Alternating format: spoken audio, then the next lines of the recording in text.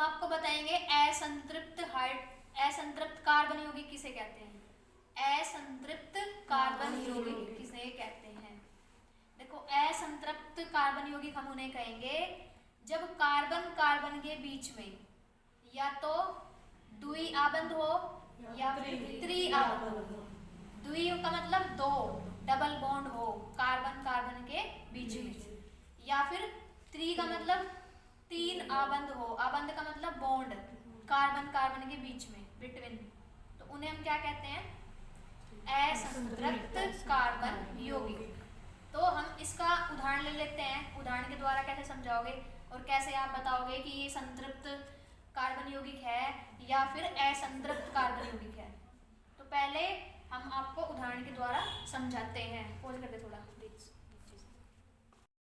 C2H4, ठीक है, ये ले लेंगे और ये बताएंगे कि ये असंतृप्त कार्बन यौगिक है या फिर संतृप्त कार्बन यौगिक है।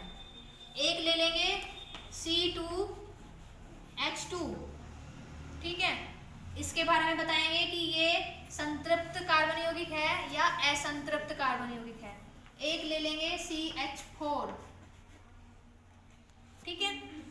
तो हम क्या पढ़ा रहे हैं आपको, हम पढ़ा रहे हैं असंतृप्त कार्बन यौगिक। असंतृप्त क्या बताया, जिसके बीच में क्या होगा, कार्बन कार्बन के बीच में या तो डबल बॉन्ड हो यानी द्विआबंध हो या फिर त्रि। तो सबसे पहले मैं ये लेती हूँ, ये वाला स्ट्रक्चर बनाएंगे। इसकी पहले दो कार्बन है हमारे पास, ऐसे लिख लेंगे दो कार्बन को। क्या करते हैं, जब दो कार्बन लेते हैं तो हमने क्या बताया था, पहले क्या लगाएंगे, सिंगल आबंध लगाते हैं, एकल आबंध लगाएंगे।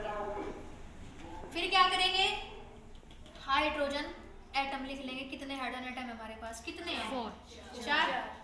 तो देखो कार्बन की वैलेंसी कितनी होती है, 4। तो देखो पहले हम क्या करेंगे, एक हाइड्रोजन यहाँ जोड़ देंगे, एक हाइड्रोजन यहाँ जोड़ देंगे, जोड़ दीजिए। इसी तरह से एक हाइड्रोजन यहाँ जोड़ेंगे, एक हाइड्रोजन यहाँ जोड़ देंगे। टोटल कितने हो गए, 4। लेकिन यहाँ ध्यान से देखिए, यहाँ तो कार्बन की जो संयोजकता होती है वो 4 होती है, लेकिन संतुष्ट कितनी हुई है, 1 2 3 ही संतुष्ट हुई है। लेकिन करनी कितनी है हमें, 4। चारों की चारों संतुष्ट होनी चाहिए। तो हम क्या करेंगे, अब यहाँ कार्बन कार्बन के बीच में एक बॉन्ड और लगा देंगे। समझ गए, एक बंध हमने यहाँ पर और लगा दिया, यानी यहाँ पर इस वाले कार्बन ने इस वाले कार्बन के 2 इलेक्ट्रॉनों के साथ क्या की हुई है, साझेदारी, ठीक है। और जहां पर द्वि आबंध आता है, अभी हमने आपको बताया, जहां पर द्वि आबंध आता है उसे हम क्या कहते हैं, असंतृप्त कार्बन यौगिक। तो क्या ये संतृप्त कार्बन यौगिक है या फिर असंतृप्त है, बताओ। असंतृप्त कार्बन यौगिक होगा, यानी ये क्या होगा, C2H4 एक असंतृप्त कार्बन यौगिक होगा। समझ में बात आई। इसी तरह से अब ये ले लेंगे C2H2। अब की बार आप बताओगे मुझे, मैं नहीं बताऊंगी, अब की बार ये संतृप्त है या असंतृप्त, ठीक है। तो सबसे पहले हम क्या करेंगे, कार्बन कार्बन को लिख लेंगे। 2 कार्बन है तो 2 कार्बन हमने लिख लिए। फिर क्या करते हैं, उनके बीच में एकल आबंध लगा देते हैं, फर्स्ट स्टेप में। सेकंड में क्या करेंगे, जितने हाइड्रोजन हमें दिए होंगे वो जोड़ देंगे। अब देखो 2 दे रखे ना, तो एक हाइड्रोजन एटम इसके साथ जुड़ जाएगा और दूसरा हाइड्रोजन एटम इसके साथ जुड़ जाएगा। अब देखो कार्बन की जो संयोजकता होती है वो 4 होती है, लेकिन यहाँ तो संतुष्टि कितनी है, 1 और 1 2 ही संतुष्ट है ना। तो 2 कैसी रह गई इसकी, खाली। तो क्या करेंगे अब हम, यहाँ पर बताओ कितने बॉन्ड लगाएंगे, 2 बॉन्ड और लगा देंगे। तो यहाँ क्या हो गया, कार्बन ने क्या किया है, साझेदारी की है 3 इलेक्ट्रॉनों की दूसरे कार्बन के साथ। इस वाले कार्बन ने इस वाले कार्बन के साथ 3 इलेक्ट्रॉनों की साझेदारी की है, इसलिए यहाँ पर कैसा बॉन्ड आ गया, त्रिआबंध, ठीक है। और इसकी संयोजकता भी पूरी हो गई। तो जहां पर त्रिआबंध आता है उसे हम क्या कहते हैं, असंतृप्त कार्बन यौगिक। तो ये भी कैसा हो गया, असंतृप्त हो गया ना, ये भी असंतृप्त कार्बन यौगिक। समझ में बात आई।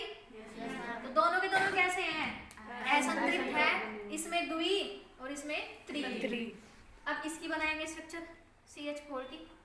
तो देखो हमारे पास क्या है, एक कार्बन है ओनली, एक, और 4 क्या है हमारे पास, हाइड्रोजन। तो क्या करेंगे, चारों तरफ क्या जोड़ना है हमें, कार्बन की जो संयोजकता है वैलेंसी कितनी हो गई, 4, चारों तरफ क्या जोड़ देंगे, हाइड्रोजन। तो देखो यहाँ कैसे बंध बने हैं, एक सिंगल बॉन्ड बना है ना। तो ये बताओ कैसा होगा, ये हो जाएगा संतृप्त कार्बन यौगिक। क्या बात समझ में आई? Yes, तो इस तरह से आपसे पूछ सकते हैं, बताओ इनमें से कौन सा संतृप्त है और कौन सा असंतृप्त। तो कैसे बताओगे, उसकी संरचना बना करके आप बताओगे कि ये संतृप्त है या फिर असंतृप्त। कितने बच्चों को समझ में आया?